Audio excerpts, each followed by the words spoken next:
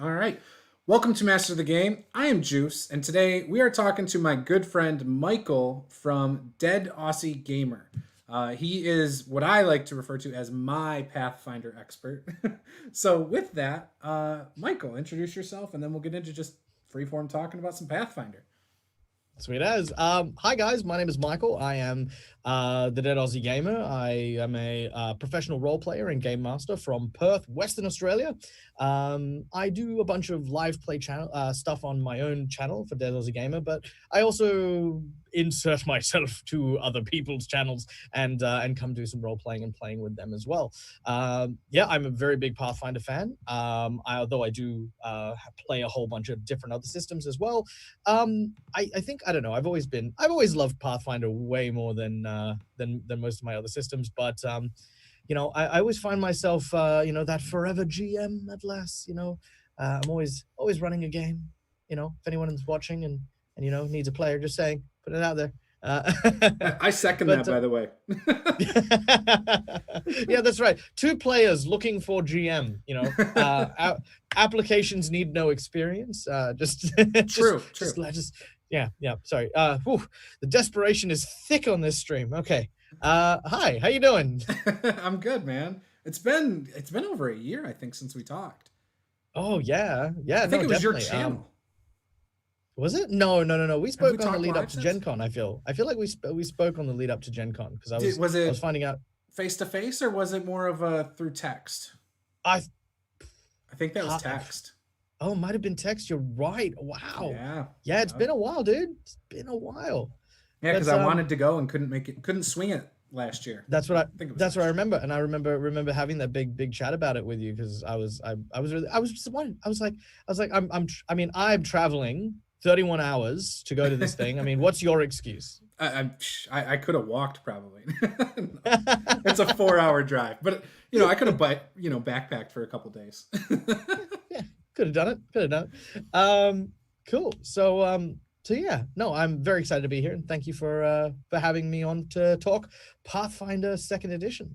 Yeah, so when we were talking about the playtest, I remember we were all really excited in that chat. It was me, you, Matt Lemke from Gamer Goggles, and Antoine from the Complex Games Apologist. I'm not even gonna try to say his last name, everyone seemed very excited at the initial playtest that came out because I think that was it. It was the first edition of the playtest.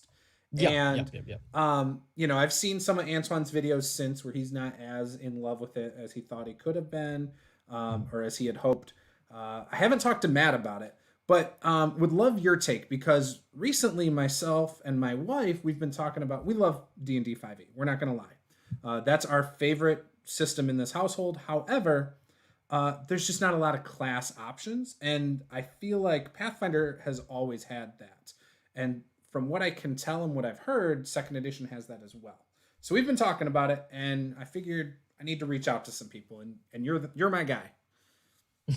I'm the guy. I've got a full disclosure here. I have run a handful of games for various groups. Thus far, to date, I have not run any long-standing or long-running campaigns. Usually, they're about maybe 3 or 4 sessions a piece, Sure. maybe a couple of one-shots here and there. So I haven't seen Pathfinder full Second Edition in its longest form. From the level 1 to level 20 spectrum. How high have you Um, gotten in level? how high have I gotten? We've gotten up to level 12. Okay. So level 12 is pretty much that kind of point. But there's a reason why we got up to level 12, and I'll go into that in a minute. And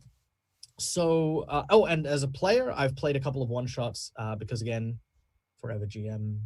But I suppose my initial stance on it is that, actually, I've got some very exciting news. While I was at Gen Con, actually, I bumped into Eric Mona, who is working as the lead designer of the second edition stuff, and he recognized me, and I was like, oh my god, like Eric Mona knows who I am. I don't know if this is dangerous because, as we were discussing before, I used to go by Ask a Pathfinder, and then I changed my name. I'm like, oh god, am I gonna get beaten up by the Pathfinder guys? But no, they were really lovely. No, but they were really lovely. And apparently Eric Mona actually watched our roundtable discussion, and Oh, cool. a lot of the stuff from beta test or the play test that got changed actually took some of the stuff that we discussed into consideration. And that was kind of a nice thing to kind of see, that they were very open to understanding what they learned from that playtest. So, Nice. so I want to start with that what you see in second edition is not what you would have seen in the beta. It was definitely a very similar thing, but they listened to almost everything that was brought up. Things like the item and the resonance that they used to have with all that, and a bunch of very, very rubbish concepts were kind of put to the wayside and allowed them to really focus in on the thing that I think Pathfinder has better than most games out there right now, and that is diverse, versatile character creation. I think it was in Cody Lewis's video comparing 5th edition to Pathfinder that he mentioned something along the lines of Pathfinder allows you to not only explore a wide variety of different characters through creative narrative construct, but to also be able to witness them or see them play in a space with a versatile and very rich variety of different types of mechanical play styles as well. And that, I think, is what's carried on very heavily in Pathfinder 2nd edition. So much of it is geared towards making a great character, being able to bring to life your ideas and your concepts. And I mean, and one of the biggest things I love telling people is Pathfinder is one of those games where you can have an entire party of rogues and not one of them will play the same way. Nice. You can have an entirely, separate group of like on the surface identical characters that play completely differently mechanically. So that's carried through so strongly and so powerfully in this, and it's by far one of the most notable things I can say about 2nd edition right now. They do that with the races too, it sounds like there's a lot of differences. Like if I'm playing an elf and you're playing an elf, they might be 100% different. Correct. So with the races now, the way that it works is that instead of simply having like, oh, this is the race and this is what subtype you have, as you progress through the adventure, your racial heritages and abilities slowly but surely start to emerge more and more so. These are through ancestry feats or things that are prevalent to your character's racial abilities. I'm of several minds about this, and I'll talk about this in a moment. The way that Pathfinder does its versatility leans on the 1st edition concept of archetypes. It is about the interchanging or the mix and matching of various powers at a base mechanical scale in order to make the thing you like. If you want to play a two-handed rogue, fantastic. Here is the rogue, here are all the skills and abilities, but here are some optional feats and skills that you can apply that'll allow you to do that better. This is the race and these are the racial abilities, but these are the abilities that might actually emphasize some of the elements of the character that you would really enjoy. So you can interchange and swap these pieces here. So that's kind of how archetypes work. In 2nd edition, similarly, they've taken out that extra step of swapping it from a base and making pools of feats. So there's a pool of skill feats, there's a pool of general feats, there's a pool of ancestry feats, there's a pool of class feats, so on and so forth. And that's how you interchange and create your characters. It's interesting because I was screwing around with my own like system recently. I have a buddy, I'm editing his system he's making, and was just messing around. And I was like, it'd be cool if we had a system where you had the racial feats, class feats, background feats, and general feats. And then someone's like, it sounds like you're making Pathfinder 2nd edition. And like this had to have been like 2 months ago. And then I was like, oh, you're probably right. So I kind of put that on hold recently, and that's, again, my wife and I have been talking about this, and she's probably even more interested than I am. Like, and I was telling her about like the ABCs of character creation because I've watched a bunch of review videos now, and I'm like, okay, A's are ancestry, so that's like your races. Then you go through your background and then your class. So the backgrounds, it sounds like, give you quite a bit more than, say, other systems as well. Is that correct? So backgrounds I have definitely taken a bit of an increase. So I suppose in other systems I can only really compare to 1st edition and maybe even 5th ed. Backgrounds in comparison work almost like feats. You get something substantial. You get a boost to a particular statistic, and you also get a little bit extra to help emphasize that style that background comes into. In Pathfinder First Edition, it was all character traits, which are Mm. these almost negligible little boosts, because of course Pathfinder First Edition was all about very much high numbers, getting as big and bold and sexy numbers as you can when you try to overcome challenges. So when you think about that and you're like, awesome, cool, now I get a +1 bonus when I am talking to this Hell Knight on the day of Lent when the sun is exactly 3/4 up. It's kind of like, you don't even bother. Why even give a care?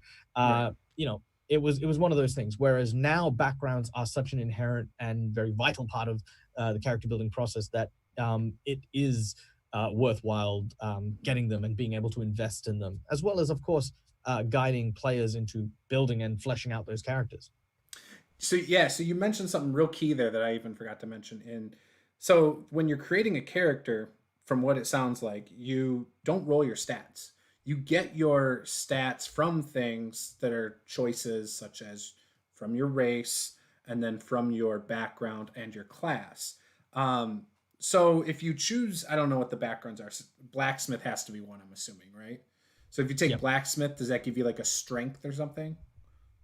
Yes. I mean, I wouldn't be able to tell you off the top of my head, Sure. but that's exactly how it works.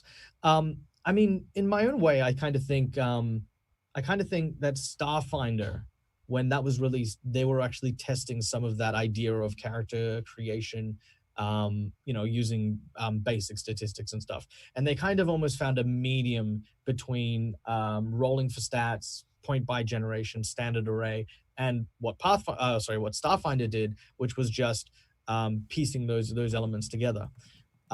So you do still get some options. You do still get a choice. It usually goes, cool, you are an X race, so you'll get this stat, that stat, and one of your choice. And then classes are kind of the same way. It's like you get this stat as your primary stat plus X of your choice, which I think makes it a lot more simpler.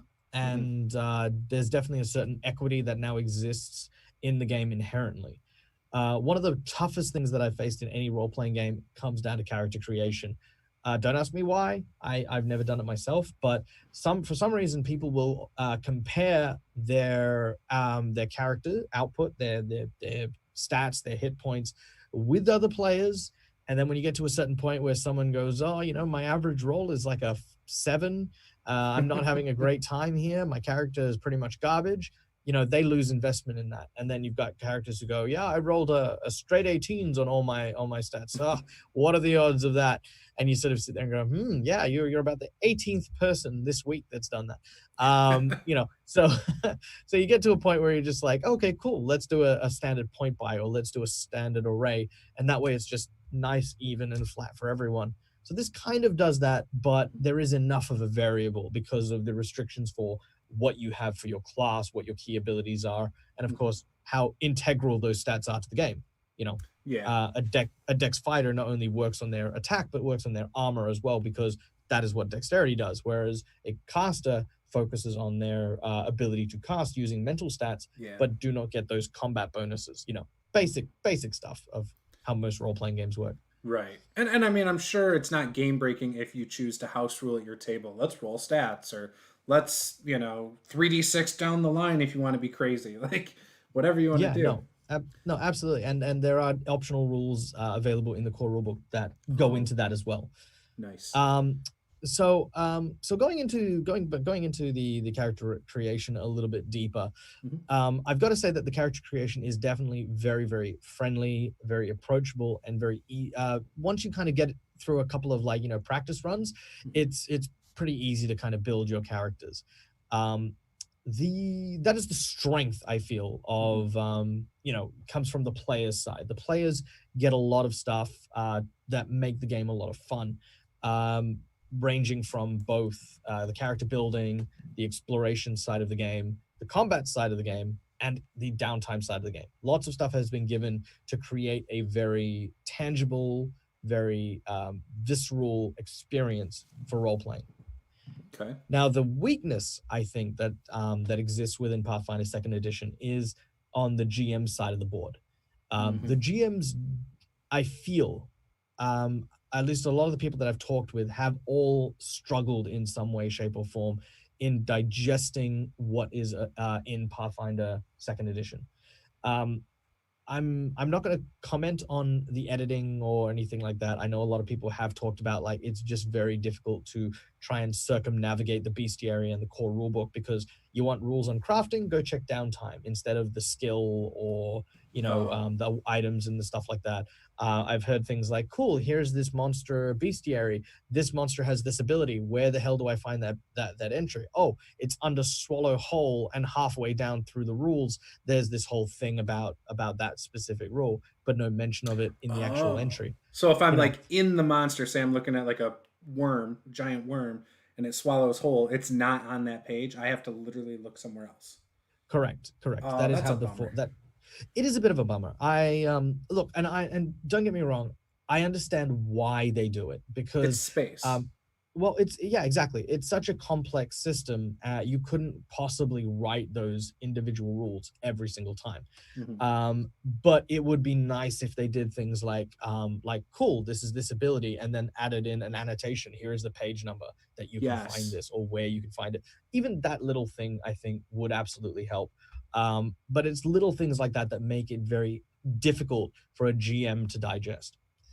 Um, so yeah, that's probably my biggest weakness. And if I was to advise anyone to get into second ed, I'd tell them the same thing that I'm telling you right now. If you want to get into second ed, find a GM that'll run you through a couple of games, Mhm. make notes on things that the GM is doing. If there are elements that the GM is, sort of really taking their time chewing over, like, okay, cool, you want to heighten your spell, fantastic. What level do you want to heighten it to? You want to heighten it to there? Okay, let's go check this out. Okay, well, it doesn't seem to heighten to there. And, if it's taking ages for them to go and do that, it's about trying to, I suppose, rebuild those little nuances that allow you to be able to run a game seamlessly, Mhm. smoothly, and fun that doesn't just involve you pulling out this 600-page book and as a Right. GM, like I said, trying to just flick back and forth because that by far is probably the most common thing I've seen so far is the GM sort of gets to a point, they get asked something pretty, well, at least what I think is relatively basic. Mhm. And then it's just flick, flick, flick, flick, flick, flick, flick for 10, 15 minutes before Yeah. we get a solid answer. See, I had problems with first edition for those reasons.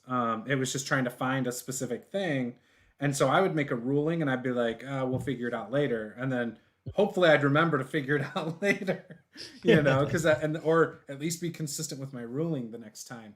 Um, Mm, but I always liked it from a player's point of view, even first edition, and mm, I'm thinking I will like second edition from a player's point of view too because it's easy, to digest what you can do and what your abilities are. But when you, like you're saying, running the game, that can be very difficult. And if I don't feel comfortable knowing that I could run a session that could have, I don't have to look things up constantly because I'm big on pace when running a game because I lose interest as a player if things are bogged down, and so I kind of project that on my players who might not always get that way. no, no, So no. so I that's no, important to me. totally.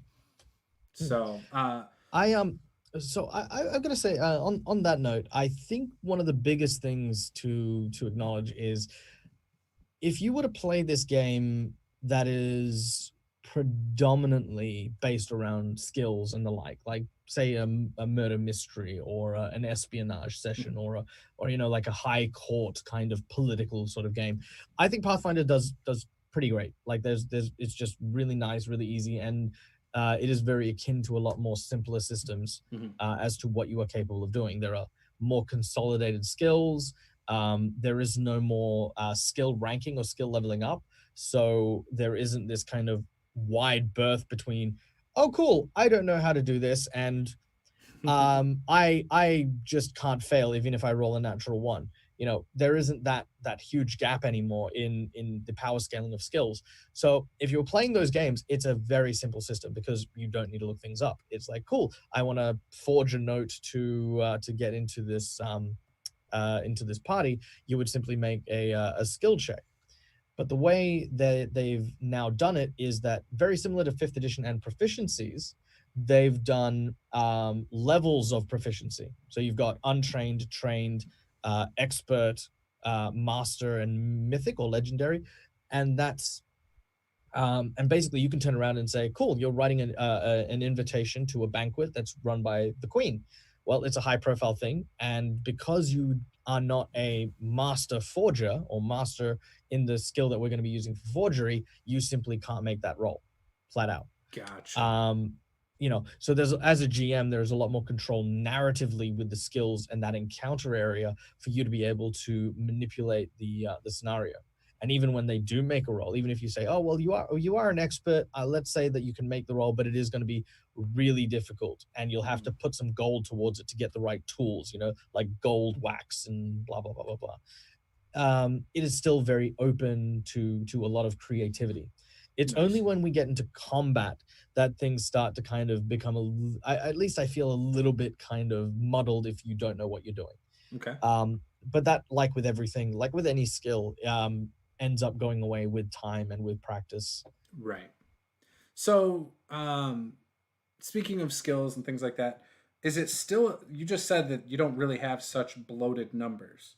However, Correct. from what I've seen on things, it sounds like you still get pretty high numbers. Is that correct? Yes, you still can get pretty high, but those are generally those are, as with most of these sort of proficiency level games, relevant to your power and your level. So at a certain point, you basically are just really good at this one thing because you have spent the equivalent of 10 levels of your character specializing in this thing. So you are now a master. Let's say you're a master athlete, right? So you've got mastery in athletics. That's fantastic. Your character is really skilled.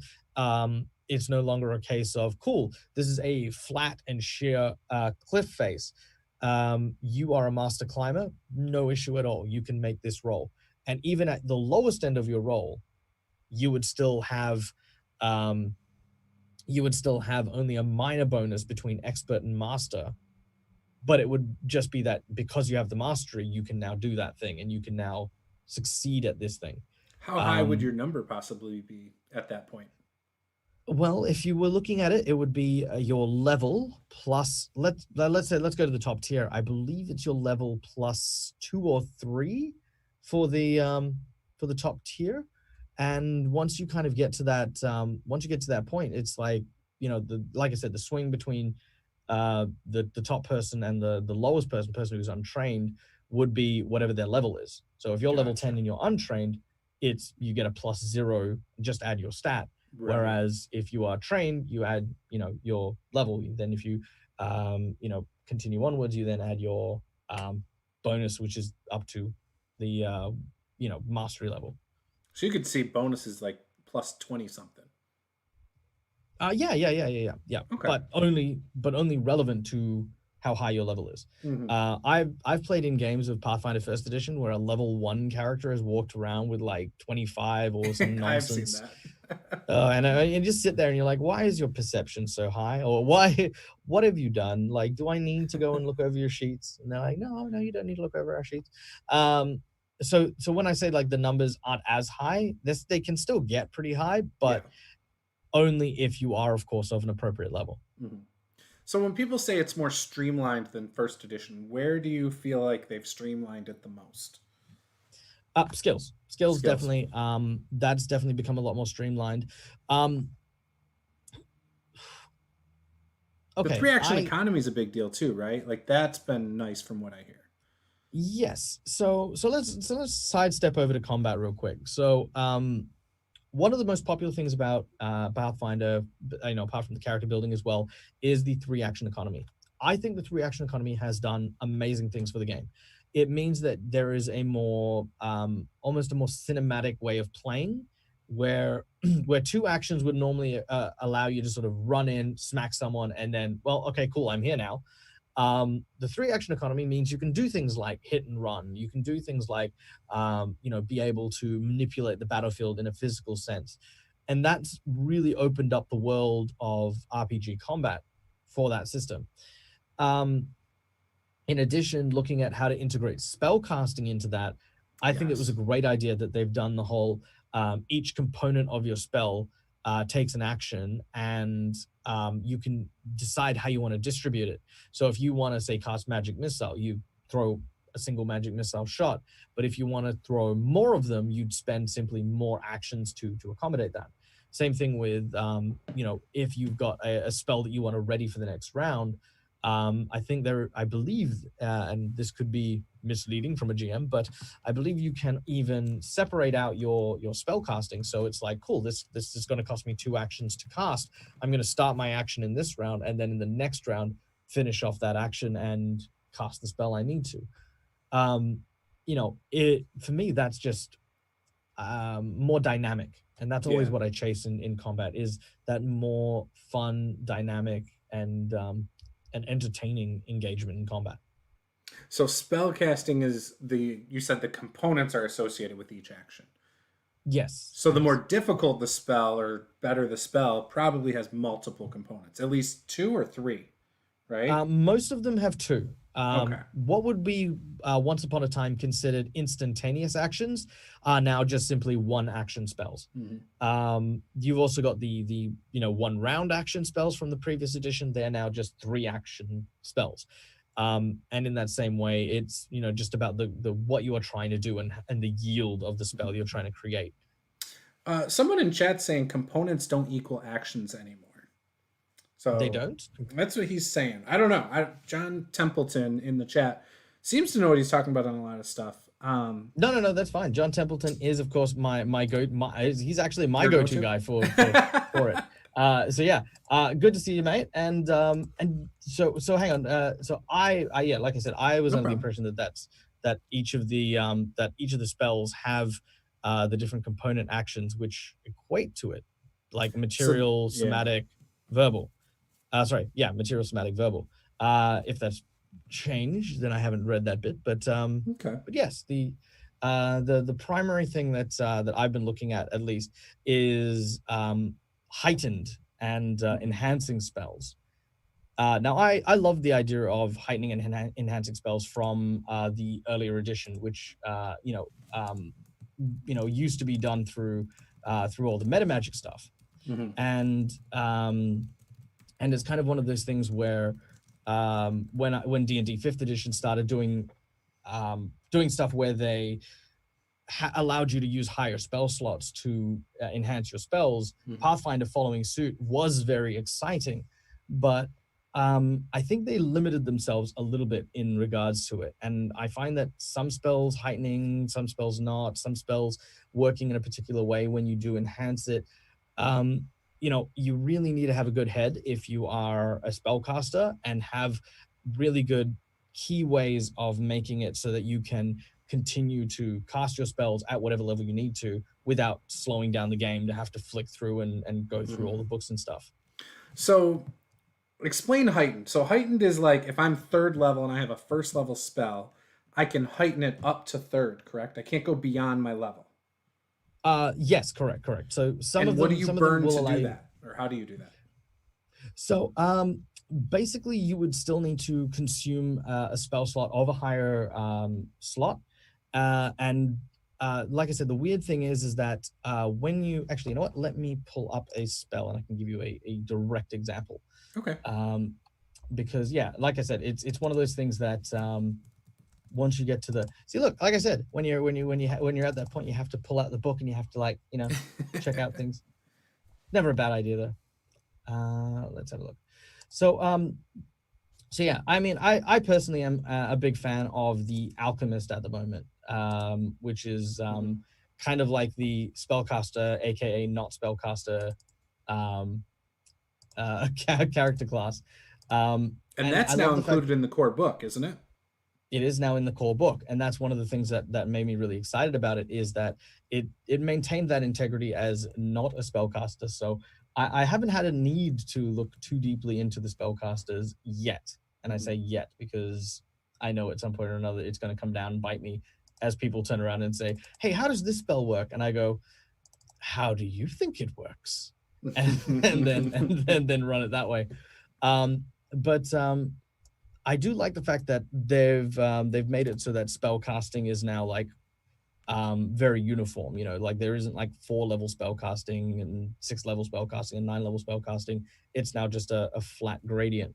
Mm-hmm. All right, so let's have a look. Here we go. So once you get to a certain point where you heighten, so let's take the spell. What's a good heightening spell? Nope, that one doesn't heighten. This one doesn't heighten. All right, there we go. Mending. So mending's a nice and easy one. Mending's a transmutation spell. It comes under Arcane, Divine, Occult, Primal. 10 minutes to cast with a somatic and verbal component. Requires you to touch an object, and you repair an item for 5 hit points per spell level to the target, potentially removing the broken condition from items you touch. Now, if heightened second level, so once you get to that point where you've got your second level spells, you can use it in order to cast a mending spell, in order to then target a non-magical item of 1 bulk or less. If you then use a third level spell to cast it, you would then be able to target a non-magical object of 2 bulk or less, or a magical item of 1 bulk or less. So that's kind of how the heightened works. It can only go 2 levels up slot. because it probably requires your actions. Correct. And it doesn't and the thing about it is that there is no 4th level, there is no 5th level, and some of them heighten at level 3, some of them heighten at 1 per level, some of them heighten at level 9, some at level 10. And that's kind of the bit that I think is like, because there's no standardization to it, it can be a little bit overwhelming for some people to do that sort of thing. Yeah, it's like Cure Wounds is going to max out at a heightened sense, and you can't go beyond that, even if you're higher level, kind of thing. Yeah, that's actually, I think that's kind of interesting, and it gives you more spell selections. Like you're not going to just spam your low level stuff at high levels now. You're going to take levels high. Yeah, well, I mean, that's exactly the other thing, is it makes sure that it stays relevant as well. So even at your low levels, those abilities and those powers still remain useful for staying on your list. It doesn't get to a point where you're sort of sitting there and going, cool, this is my level 1 spell. That's all it'll ever do. It'll never do anything else, and it just sits there on your list like a festering wound. It's like, no, cool. I can actually heighten it and make it even better, and then unleash that spell at a stronger yield, which is, at least in my mind, way more useful than having it so that you just ignore your heightened ability. Yeah. The other thing with spells that I heard about that I think is great, but I could see some of my players being really aggravated about, is like, say you've done it right, you've used all your actions for a spell, components, all that, and it fails, and it used up the components, it used up everything, and by the way, it's the end of your turn. Like, I love that personally, but I definitely have like people who play clerics in my group that would despise that. Like, well, I mean, look, and John mentioned something in chat as well, which is actually also a really good point, is that the spell DCs is now very, very much a uniform thing. All your spells carry the same DC. So the more powerful you are, the more powerful all your spells are, not just one of them. So that was one of the calculations that I think also really made it hard for low-level spells to function towards the end of at least Pathfinder First Edition. I think once upon a time, I actually ran a test just to see what would happen in terms of power scaling and power balance. And I think I told you before, like, I only played up to level 12, and there was a reason for that. Level 12, I find, is where Pathfinder as a game tends to peak.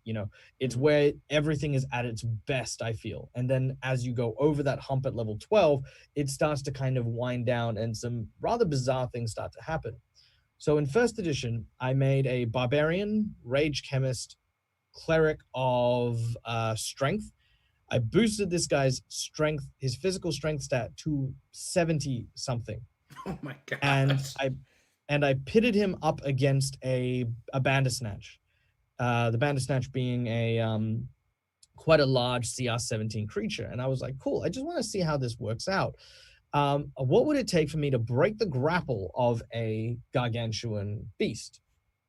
And it turns out that I think I still needed like an 18 or a 19 in order to actually break free of the creature. Right. And I sat there and I went, so the odds of me breaking out of a grapple with this creature is almost the same as a shrunken halfling wizard with like a -7 strength. The odds are identical for that halfling to break out of a grapple with, with so smash a lot, and that Right. was one of those things that like I said, some bizarre things start to happen as they reach that exponential growth. The equation that they use for balancing the challenge rating of monsters versus the power curve that the players go through. There's a certain point where the monsters start going, yeah, you say you're CR 17, but I'm fairly sure you're lying to me. I'm fairly sure there's another digit in there somewhere, you lying bastard. Right. And yeah, they'll just trounce you. But from what I've played up to the level 12 stuff, it has actually been a lot of fun. And one of the big things has been just the dynamic elements of combat, Mhm. and that kind of ability for my players to sort of turn around and go, oh, cool, there's just so many toys for us to play with. But Mhm. as a GM, I mean, I'm sure John could probably tell you as well. I do struggle. I'm constantly making references to the book. I'm still learning it, very much so. Ages down. Like I picked up a copy at the end of last year. Oh, sorry, about just before Gen Con. So, Mhm. I've been pouring through it. Trying to learn as much as I can. And it's one of those things that because it's so complex, every couple of weeks if I haven't played it for a while, there's more and more stuff that sort of like just fades away, and I'm like, damn it, and have to reread and catch Yeah. up. I'm definitely looking at trying to get into a few more Pathfinder Second Edition games just to, again, become more familiar with the system and to kind of get to that same level of expertise that I got with First Edition. Mhm. Like First Edition, not a problem. Like for me, it was a war of attrition, Mhm. because I've been playing Dungeons and Dragons 3.5, then converted to Pathfinder when it came out. So there's years of practice and work through it. But with second edition coming out and obviously having similar but at the same time drastically different rule sets involved with it, yeah, the biggest thing I've got to say is that the GM's hurdle is large, and they do need to Mhm. spend time with it. They need to accept that, like myself, like literally just today, I'm having my players correct me in the freaking chat. That's good You'll though. make mistakes. You'll make mistakes. You'll Mhm. remember things, and they'll be like, oh, was it this way? Ah, was it that way? It's 600 pages. Don't be ashamed of that. Right. Don't balk away from the fact that mistakes will be made, How about the because at the end of the day. balance of it all? Like, because I imagine with the three action economy, I feel like, Mhm. and we talked about this, I think a year and a half ago or whatever. Like, we all imagined that like running a group of monsters versus players could get very unbalanced very easily because of the three action economy. What is your experience with that though? So the three action economy does have a caveat that does make it a lot easier to mob your players, and that is of course the multi attack penalty that occurs when you are making multiple attacks. Mm-hmm. Because of this, a lot of the three action economy results in a lot more dynamic use than to simply swing wildly. Mm-hmm. By the time you get to your last or your third attack, the odds of you hitting, even if you are a specialist combat wielder, is quite minimal. There is almost no chance of it. If it is, it's usually a borderline crit or something that's made the hit go through.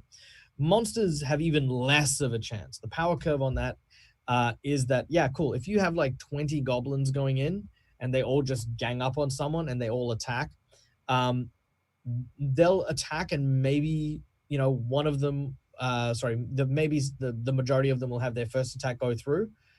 Even like less than half of them will get the second attack to go through, and you'll be lucky if any one of them get that third attack in. Mm-hmm. um so the swarming, I guess, is not really much of a problem from what I've experienced. Gotcha. um the problem that I have experienced though is time. Obviously, when it comes down to it, 3 actions means more time. You're going to spend more time doing stuff, taking those actions, and more often than not, and this is my own fault as a GM, I always forget that we've got 3 actions. So I'm like, cool, my goblin walks up, he shoots his arrow. Next, this goblin walks up, he pulls his pants down and farts in your direction. This goblin does it. Oh, wait, damn it, I forgot they have 3 actions. You know what? That guy also farts, and we carry on. And that's kind of one little thing. But players love it, and I think it's brought out the best sides of my players and the way that they've been able to do combat and the like. I've been very, very happy with the way that that's coming about. So what is the penalty for your second and your third hit? Good question. John, if you want to post it in the chat. Yeah, go on, John. I'm going to race John. I'm going to race John is what I'm going to do. Go for it. Yeah, so if I'm not mistaken, I want to say it's a -4, -8. Gotcha. And that's what I want to say. But again, it's one of those things. By the way, and this is actually going to my quote unquote little plug here. If I were playing on Pathfinder 2nd Edition, I have been also a very, very big supporter of Fantasy Grounds. -5, -10. Thank you. Gotcha. Fantasy Grounds has a whole bunch of stuff that makes a lot of this stuff very intuitive. And that is probably also one of the reasons why I haven't committed much of it to memory. Yes, -5, -10. And there are obviously ways to lower that down as well as you level up and as you become more skilled. There are different feats and abilities, etc. Gotcha. But yeah, if you imagine a goblin, trying to attack a creature with its third attack, looking at just a basic goblin here, a basic goblin has an attack value of +8 to stab with his backstabber. And the AC bonuses, the numbers don't really change too much for the combat stuff. So with a +8, that means it's a slightly more than 50% chance it's going to stab you. But then with that -5 turning it to a 3, there's maybe a 20% chance it'll stab you. And then by the time it's got it's got a -2, and the odds of it hitting you are next to nothing. Yeah, that's interesting. I was trying to explain that to my wife the other day. I was like, it's probably like a -2, -4 or something. No. That's from much bigger. Very substantial. Very, very, very substantial. It's almost like it encourages players to take shields and stuff. Yes, shields are amazing, and I've got to say this so many times. I've seen people use shields in this game, and they've just been absolute golden moments. One, in fact, that John was a part of was a game where the group got attacked by this like big undead gorillon, which is this 4-armed white-furred gorilla, and it basically turns around and tries to hit one of them, and lands a critical hit. And the critical hit, by the way, critical hits no longer just a natural 20 and natural 1. If you beat or fail a check by 10 or more, that is a critical hit or failure. So he had the shield raised. No, sorry, he had a feat called Reflexive Shield. So this big gorillon sort of takes a swing with his meaty fist. He raises the shield. The shield then takes the hardness in damage and breaks. And he actually didn't end up suffering all that much damage by the end of it, just because he'd actually very quickly pulled up the shield. And I look at that situation and I'm like, this is that dynamic role-playing combat stuff that, I chase for it, I forgot that hardness thing from the equipment guide and stuff from the previous edition. Interesting. Yeah. You explaining that, like, I've got a really cool image in my head of the gorillon, punching it and it shattering. And like now, not only does the player not have to change their tactics, they now have to, like that whole thing, it just sounds way cooler than just, it misses because it hit my shield. No, and because he raised his AC, it was no longer a critical hit as well. Right. Like that was also nothing because it didn't beat him by 10. So right. It truly, like, from a player standpoint, this is such a fun and dynamic game. From a GM standpoint, there's homework. It's 600 pages. Well, actually, it's not 600 pages. That's not fair. And I don't like when people do point that out. I will point this out. There is 600 pages to the book, of For half of its which character creation, probably. exactly, of which you maybe need 25 to 40% of that book in terms of practical, applicable knowledge for you to be able to use. It's still a long read. It's still a chunky read. But I think for the most part, it is a worthwhile investment if you want to give your players a very unique experience, one that I think is just going to constantly continue to grow and provide lots of stuff for players to just be able to lose themselves in the types of characters that they can master in a game. Mm-hmm. Yeah, one of the roughest things I think from a lot of other systems is that once you play a particular class or you play a particular subclass of something, that's more or less what you do. You can't really flavor it in any particular way. It's kind of like, well, this is just what you are. A barbarian is a barbarian is a barbarian. Yes, you can be a barbarian of a totem. You can be a barbarian of the wilderness. You can be a barbarian of this. But at the end of the day, you rage and you hit things. Mm-hmm. Whereas Pathfinder has always had that versatility of going, well, you don't actually necessarily need to. You can rage, but at the same time, why don't we look at making you just absorb a lot of damage? Or why don't we look at you being like this really badass archer who, shoots arrows through carts and into people behind them? There's just so many cool and awesome little aspects to the character building process that, this is still one of those games that I'm like, pining to do and to learn more about. Yeah. See, that's what it sounds like. And I watched what is it, Q Times, or I can't remember their YouTube channel, but they did a character creation of the Barbarian. And they talked about rage. And if you rage too early, you then have to like wait a minute before you can rage again or something. And I was like, that needed to be done in all games because, what the first thing a Barbarian does, I rage. Now I demolish everything and I don't get hurt. And next combat, I rage. Yeah. No, absolutely. I mean, there is something like that already, but the fatigue never has. I don't think I've ever really felt the fatigue happen unless you got like a spell like Calm Emotions and you're like, yeah, you're no longer raging because you are Zen.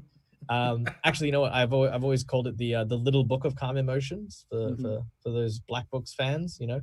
Like he pulls out a tiny little book, and as he reads from it, he says, "You are a lily floating aimlessly adrift a small, gentle flowing river." Sorry, I hate my job. And throw it away and then run away. Yeah, no, I'm a very big fan of Bill Bailey. Yeah. I like to play martial classes in general. And even like when I played the other system that we're talking about, I always just, like you said, I feel like I'm playing the same character over and over again. I feel like it doesn't even matter if you switch out weapons. That's just flavor pretty much. And that always drove me nuts. And it feels like if I play a fighter in, say, Pathfinder 2nd Edition, I can make one completely different than the other. Not just by switching weapons or selecting different feats necessarily, but like we said before, backgrounds and other things that can adjust it as well. And I think that's what I'm looking for.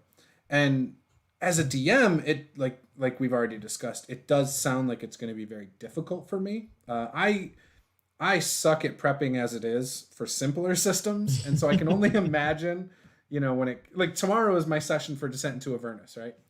I've been trying to, and I'm running a module, so you'd think it'd be easier, but modules are even harder for me. So, because I feel like I have to read so much more. And I have spent 3 days this week prepping, like just reading stuff, so I know what I'm talking about. Tomorrow, I'm going to finally put it all on paper and hopefully run a good session. That's awesome. No, I gotta say this. I will admit I'm kind of the same. I've learned that I need to do my prep, as vain as I am. I need to do my preps on stream. Otherwise I get distracted and I get restless and I don't end up doing it. But if I'm sitting around with awesome people like John, and doing stuff on stream, I get so much of my prep stuff done. And the other side of it is, and I know I'm plugging this now, understand I'm not being sponsored, but if anyone from Fantasy Grounds is watching, just give your boy some love. But Fantasy Grounds has saved me so much time when it comes to prep work. Like just being able to sort of I still read my adventure and my modules, and I still sort of come up with some ideas to make it unique so that my players have a unique experience and it's not just me reading from a book. Yeah. But just having ready-made maps, just good to go. Even little pins that just sort of say, cool, these are the encounters here. You can read this description of this place. It's just less stuff that I need to actually physically write down and prepare, or even improv. I can just simply go, cool, they end up in the kitchen. The kitchen is, okay, cool. The kitchen is about 20 foot by 30 foot. There's a pantry, there's a spice rack, there's, and it's all written out and described for me already. So it's like I said, Pathfinder 2nd edition, if you are getting into this for the very, very first time, and of course, if you have the money to invest in it, Fantasy Grounds is great, but it is a bit on the pricey side. But if you do, 2nd edition on Fantasy Grounds is definitely something that, is a lot more friendly. I think that's probably, if I have to say it, I will say it. Fantasy Grounds is probably the best way for a game master to digest Pathfinder 2nd edition, full stop. Interesting. Yeah. I've never used Fantasy Grounds. I've used the Roll20 before, and that's been great. But right now, even without virtual tabletops, my system, especially when I'm streaming, just goes into the toilet. And this is a brand new $1,000 gaming streaming laptop that I got like 8 months ago. You're talking to a guy from Australia, right? Like we actually have birds that rip up our fiber optics and then just for no reason, by the way, for no reason. For those of you who think that galahs are really funny, no, they're jerks. They're little jerks is what they are. But no, I love galahs. Galahs are awesome. But yes. Yeah, so I can't even imagine using a virtual tabletop right now, like until I get a better system. But I want, as a player, I could, if I'm not streaming it, like I could be like, hey, here, you stream on your channel, I'll play, and I'll use a virtual. I do have a second laptop I use for my notes even in game, because sometimes just moving my mouse around causes lag on my streams. That's how ridiculous it is. So yeah. And while I'm remembering as well, because John also pointed out, Fantasy Grounds can be a little bit unfriendly for the character builder. I think it's okay. It's neither here nor there. I think it's easier, at least for me, when I was building characters, to build it via the book on hard copy. Yeah. But that being said, Hero Lab is, as always, one of the quintessential tools for hero building, character building. Always recommend people check that out, because I don't use it personally because I've always been of the mindset of working with my kids at the local youth center. So I want them to work. I want them to write pen and paper, understand the feel of real things, and not come to me with like hero labs and stuff. And I say, cool, how did you get this ability? And they go, oh, I just clicked it. I just clicked it. The computer made me do it. Yeah. Mike Sherry, Fantasy Grounds is cheaper of your linked accounts and buy electric versions through them, same as Roll20. Yes. Yeah, if you can buy the electric versions as well, yes, it can be a lot cheaper than buying a hard copy and getting that done. But like I said, many people love that tactile feel, that new book smell. I'm definitely one of those people. I need a physical book. There's no way. In fact, I was talking about this on Twitter. I am not someone who can just stare at a screen digitally. Like whether it's other systems or whatever, it doesn't matter what it is. I can't just sit there and read it. I get distracted by my Facebook or other things, or just in general, I just can't read a screen for hours on end. So yeah, in fact, I've got like all my books on my desk that I'm going to be using over the next 4 days. Because I've got, again, a game tomorrow. I'm running a game for my daughter on Sunday. I've got a game next Wednesday, and then Saturday next week, another game. That's what, 4 games in the next week. So I got a lot of books. Are you really playing the how many games are we playing game with me? No. I am not a professional though. I was gonna say, you don't want to do that. It's gonna make me cry on stream is all that's gonna do. I'm an amateur. No, of course not. But no, I totally understand. It's one of those things. Actually, you know what? I do have a somewhat special treat for you. So I did a Pathfinder First Edition Guinness World Record a while ago. It, as we were talking about, got held up. But there was something I dug out recently because I started running the same game for a group of people. This is the hard copy of Rise of the Rune Lords, the adventure part, the anniversary Is it edition the special edition one? that I Oh, okay. used. Yeah. Oh my gosh. But this is like literally every single NPC encounter, all the little stuff that I had, and like every page. Do you remember how I mentioned that they don't write stuff in books? So I basically post-it noted full character stats for every single monster in this entire adventure, and even on the back I've got like all the little different notes for like where all that rules referencing stuff was. How much time Plus, do you spend prepping for a 4-hour session? Just curious. oh, for a 4-hour session? Okay, if I'm doing it online, I will prep a 4-hour session in about an hour or two. That's maybe. it? 2 hours. 2 hours if bad. I've got to build assets. Yeah, Gotcha. if I've got to build assets like maps and stuff, 2 hours. If I'm prepping for a game, I will usually have all my campaign notes already done because before I launch a campaign, I'll have my story done. Yeah. Everything will be kind of written out, and I'll know where all my beats are. Yep. After which, I'll probably prep for about an hour. I'll use that hour as well as I can. If I've got some spare time, I'll like find music and I'll find like sort of some maps that I can print out. Yeah, John's like, yeah, he's also run Rise of the Rune Lords like 6 times. I have run it 15 times now, John. I've run this game 15 times. I do love it, but I've only finished it once. Oh, so really? Yeah. Was that the 86-hour one? No, that's not. Yeah, long the enough to 86 finish it, hour. is it? Yeah, the 86-hour one was the one that I finished. It and only we took you finished 86 hours? 86 hours, and I had some time to squeeze in some side quests as well. Wow. I figured it would be longer than that. So I remember Nate has that book, and I remember him bringing it over so I could look at it, 6 years ago. I was like, this is cool. And at the time you could buy for like, I don't know, $200, the black, like really beautiful one that like had the art and everything in it. But yeah, I was like, this is really damn cool. Like I liked the module. And I watched a few live plays for the first couple episodes, and I always thought it sounded cool with like the goblin chanting in the beginning and stuff. Well, you know what? If you and I find some time to queue down, I would be more than happy to run it for you guys. Like That'd be awesome. Can you convert it to second edition though? Oh, you know what? Look. I'll say this. I would be very annoyed that I'd have to because I've got the whole adventure on Fantasy Grounds for Pathfinder, and I'm currently running a group through it. Blasphemy as it is, I am running a group through it using D&D 5th edition. Oh, nice.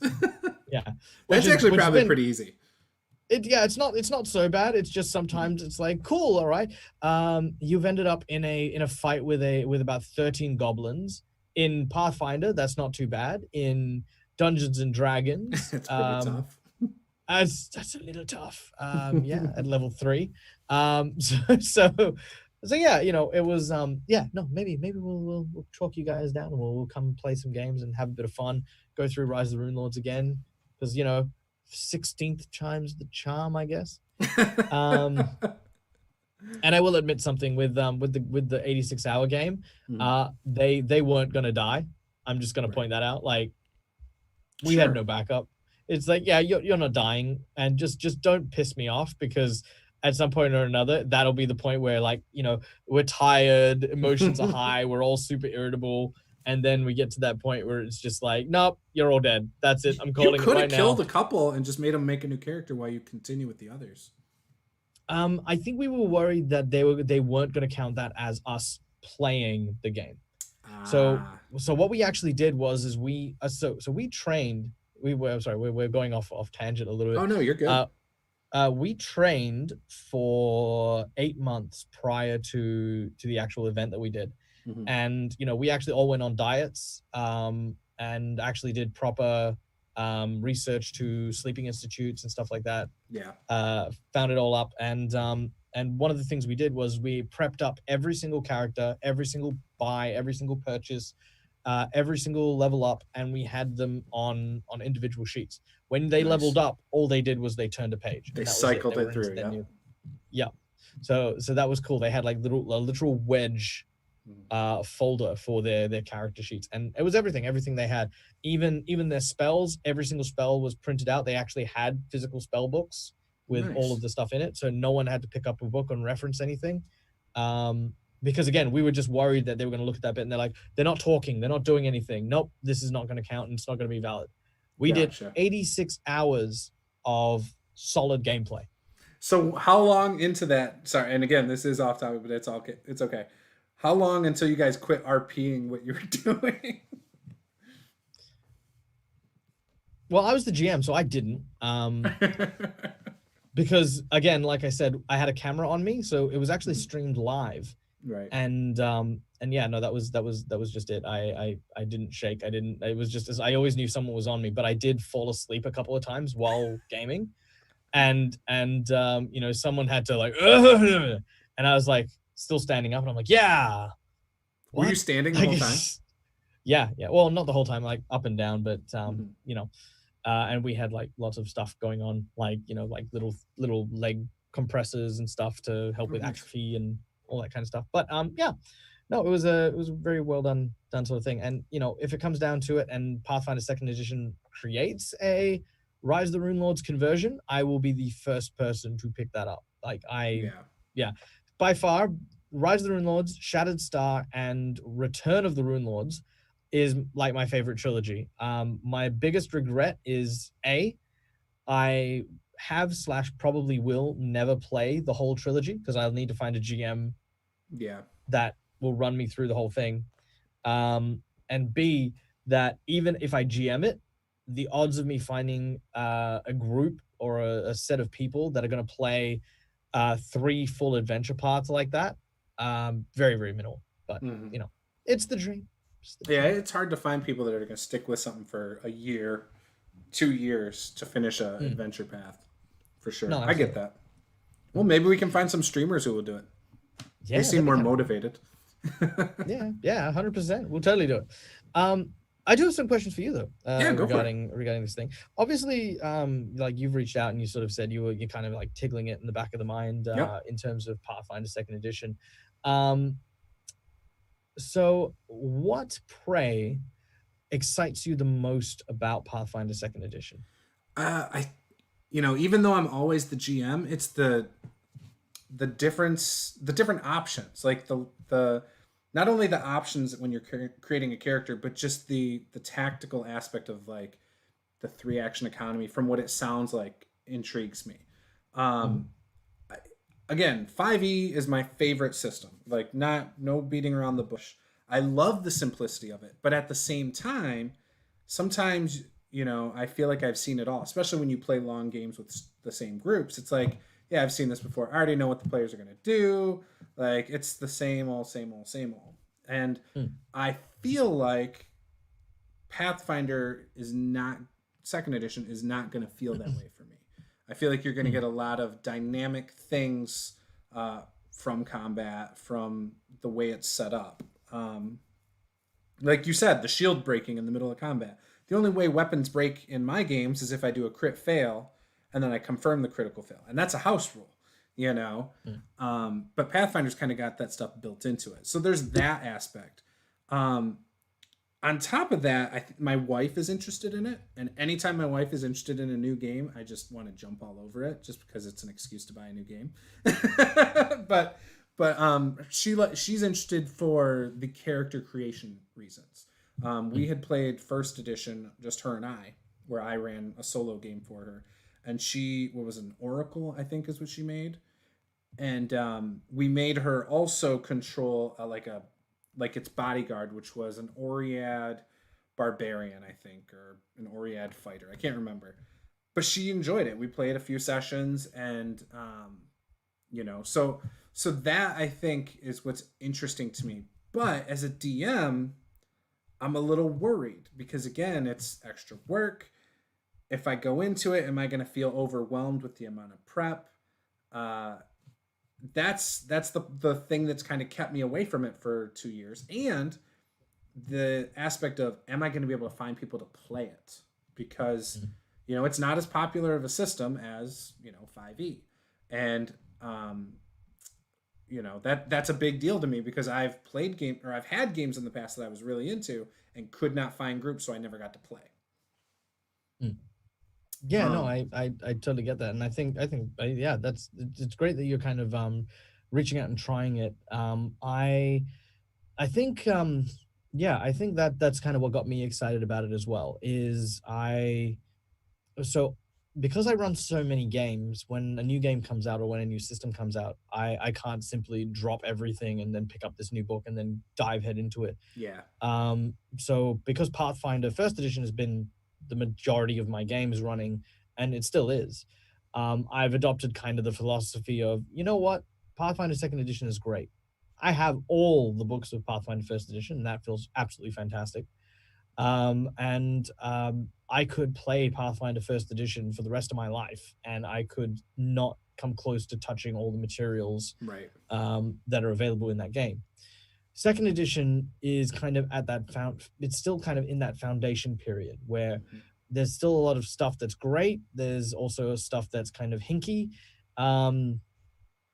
And I think it's just going to come down to the longer that people wait to get into it, I think it's not going to do any favors to that gap that I'm talking about with, being a GM. Yeah. If you get in at the base level when there's very little material, that means you get to experience and see what the players are capable of before it gets to that point where there's 4 or 5 different heavy duty player books, and because that's the direction they'll go in, and it's great because that is what Pathfinder is well known for. Yes. Pathfinder is the player RPG, right? If I was going to talk about a GM RPG, 100% Dungeons & Dragons, so simple, so easy, so elegant.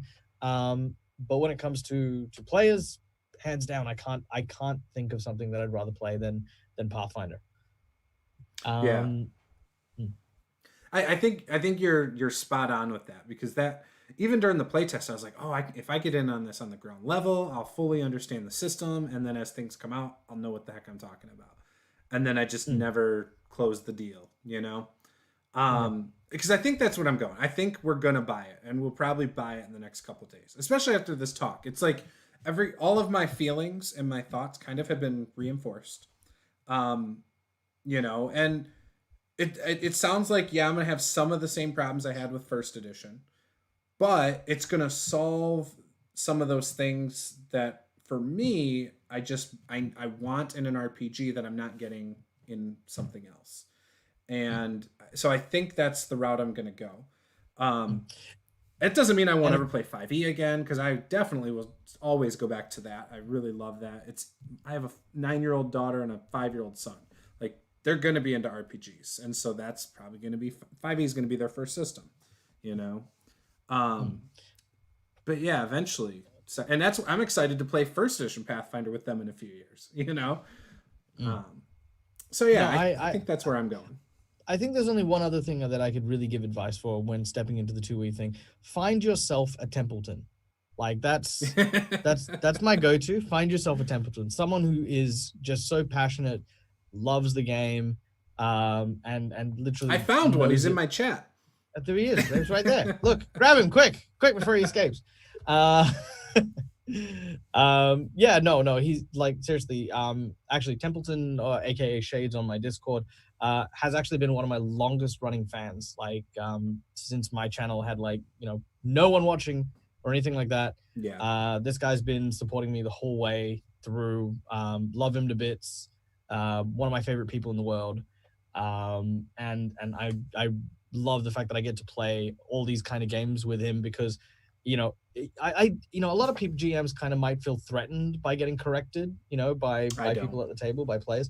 I do not. I don't even slightly, because for me, I've always been of the philosophy, like, people always say, Michael, why do you always walk around like you're always right about everything? I'm like, because I always actually genuinely remain open-minded, because if I'm wrong about something, someone will correct me. And if I'm open-minded, from that moment on, I will then be correct. That is why I walk around like I'm correct all the time, because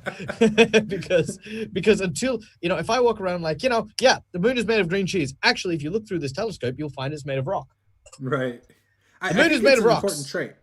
Being able to admit you're wrong is very big. Like I think I'm good at that. I like you. I do tend to talk sometimes like I know what I'm talking about, and I don't always. But if I'm wrong, I will admit I'm wrong, and I own it. So John actually mentioned something that I think would make this so much easier, and I wish they would have done this when the core book came out. The starter box or the beginner box. The beginner box came out for first edition. I loved that, and that I actually used that more for rules references than the core book. And if it wasn't in there or whatever, I just, again, it made it easier for me to make a ruling. I'm like, it's not in here, I'm good, you know. I feel like if I had a beginner box of second edition like 6 months ago, I already would have gotten it. Yeah, I believe there is a beginner's box for second edition. Is there? I think he says it's coming out later, and I believe him because I think I looked recently, hoping that it was already out. Yeah, because people kept sending me stuff. People always send me stuff. Yeah. Okay, let me just have a quick look. So the due date on it is July or something? June? Paizo Products, second edition, starter box.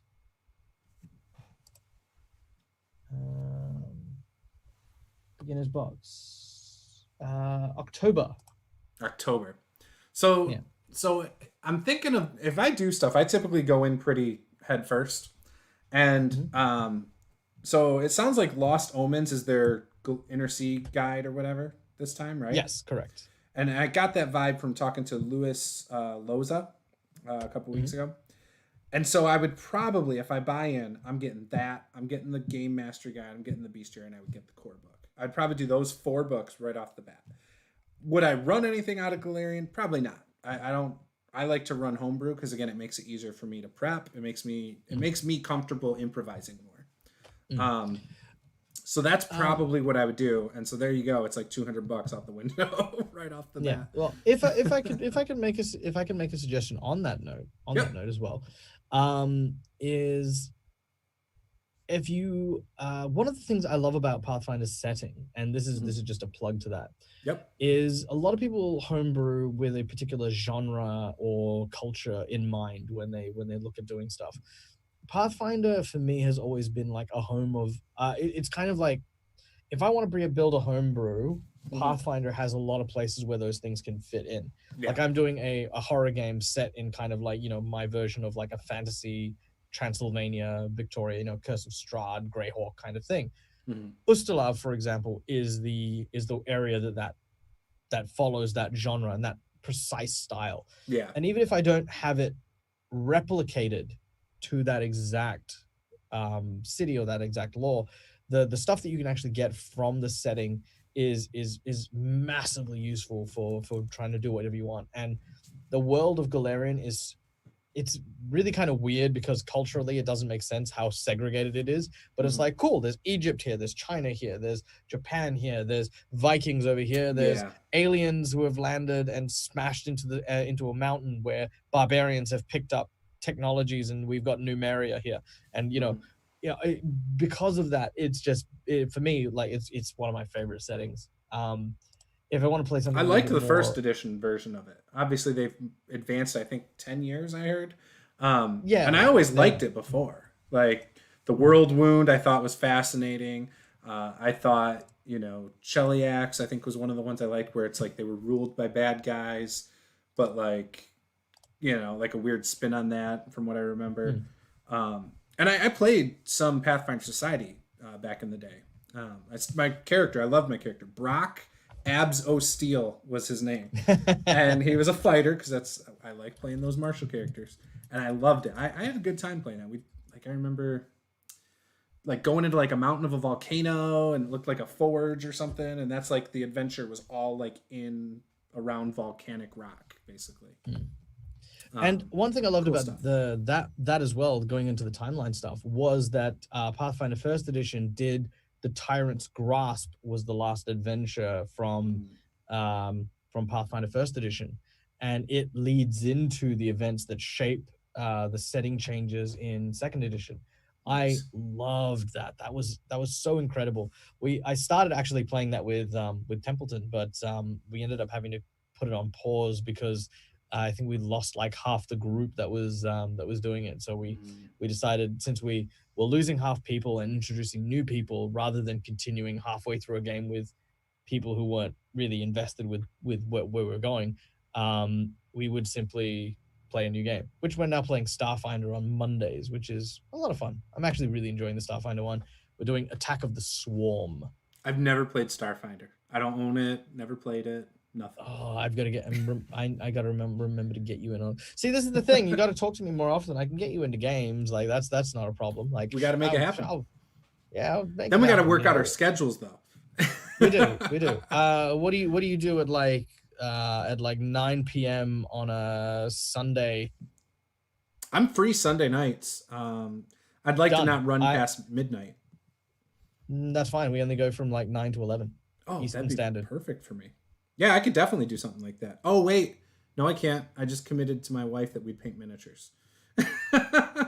We were doing it for a while, and we were doing it on stream, actually.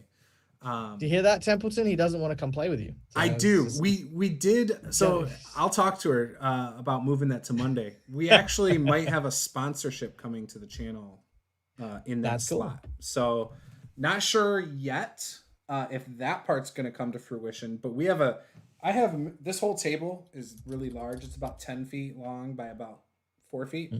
And it's underneath it is all boxes of miniatures. So wow. I've got like Reaper Bones and the WizKids Unpainted line, and not the line, but a few of them that we've bought. And yeah. Nice. I've actually received sponsorship for my channel for a little bit from Hero Forge.